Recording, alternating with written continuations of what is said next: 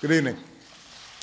Today I authorized two operations in Iraq: targeted airstrikes to protect our American personnel and a humanitarian effort to help save thousands of Iraqi civilians who are trapped on a mountain without food and water and facing almost certain death. Let me explain the actions we're taking and why. First, I said in June, as the terrorist group ISIL began an advance across Iraq, that the United States would be prepared to take targeted military action in Iraq if and when we determined that the situation required it. In recent days, these terrorists have continued to move across Iraq and have neared the city of Erbil, where American diplomats and civilians serve at our consulate and American military personnel advise Iraqi forces. To stop the advance on Erbil, I've directed our military to take targeted strikes against ISIL terrorist convoys should they move toward the city. We intend to stay vigilant and take action if these terrorist forces threaten our personnel or facilities anywhere in Iraq, including our consulate in Erbil and our embassy in Baghdad. We're also providing urgent assistance to Iraqi government and Kurdish forces so they can more effectively wage the fight against ISIL. Second, at the request of the Iraqi government, we've begun operations to help save Iraqi civilians stranded on the mountain. As ISIL has marched across Iraq, it has waged a ruthless campaign against innocent Iraqis, and these terrorists have been especially barbaric towards religious minorities, including Christian and Yazidis, a small and ancient religious sect. Countless Iraqis have been displaced, and chilling reports describe ISIL militants rounding up families, conducting mass executions, and enslaving Yazidi women. In recent days, Yazidi women, men, and children from the area of Sinjar have fled for their lives, and thousands, perhaps tens of thousands, are now hiding high up on the mountain with little but the clothes on their backs. They're without food, they're without water, people are starving, and children are dying of thirst. Meanwhile, ISIL forces below have called for the systematic destruction of the entire Yazidi people, which would constitute genocide. So these innocent families are faced with a horrible choice: descend the mountain and be slaughtered, or stay and slowly die of thirst and hunger. Now, I've said before, the United States cannot and should not intervene every time there's a crisis in the world. So let me be clear about why we must act and act now. When we face a situation like we do on that mountain, with innocent people facing the prospect of violence on a horrific scale, when we have a mandate to help, in this case a request from the Iraqi government, and when we have the unique capabilities to help avert a massacre, then I believe the United States of America cannot turn a blind eye. We can act carefully and responsibly to prevent a potential act of genocide. That's what we're doing on that mountain. I've therefore authorized targeted airstrikes, if necessary, to help forces in Iraq as they fight to break the siege of Mount Sinjar and protect the civilians trapped there. Already, American aircraft have begun conducting humanitarian airdrops of food and water to help these desperate men, women, and children survive. Earlier this week, one Iraqi in the area cried to the world, "There is no one coming to help." Well, today America is coming to help. We're also consulting with other countries and the United Nations who have called for action to address this humanitarian crisis.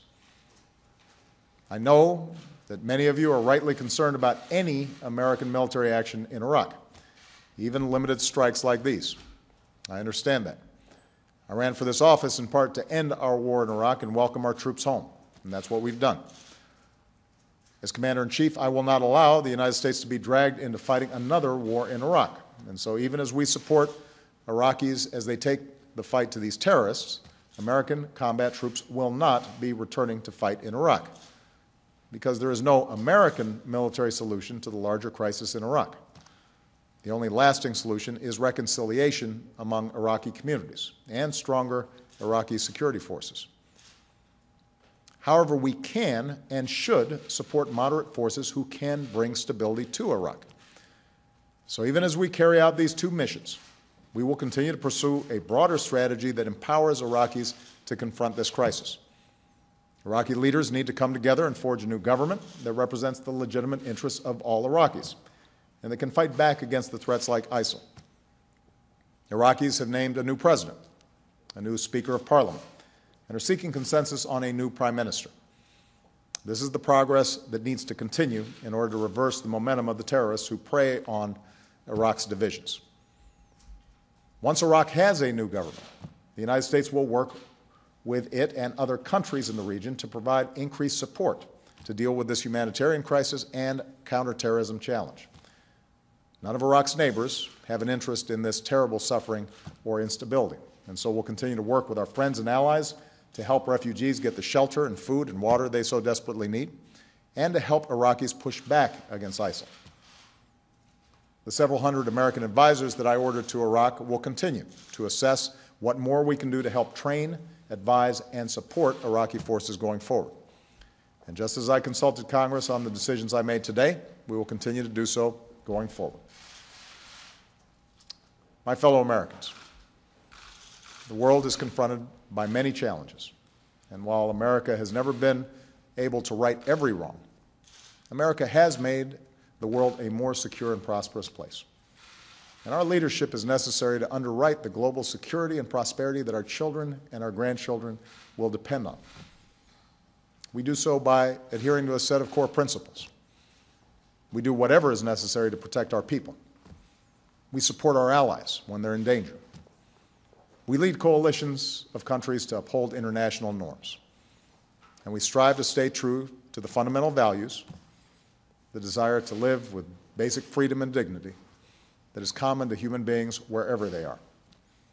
That's why people all over the world look to the United States of America to lead. And that's why we do. So let me close by assuring you that there is no decision that I take more seriously than the use of military force.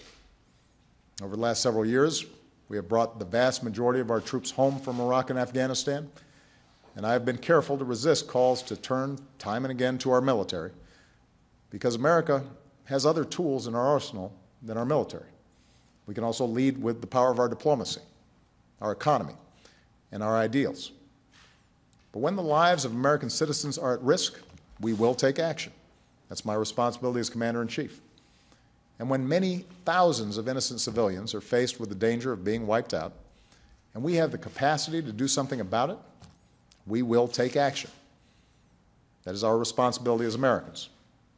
That's a hallmark of American leadership. That's who we are. So tonight we give thanks to our men and women in uniform, especially our brave pilots and crews over Iraq, who are protecting our fellow Americans and saving the lives of so many men, women, and children that they will never meet. They represent American leadership at its best. As a nation, we should be proud of them and of our country's enduring commitment to uphold our own security and the dignity of our fellow human beings. God bless our armed forces, and God bless the United States of America. Will this be enough?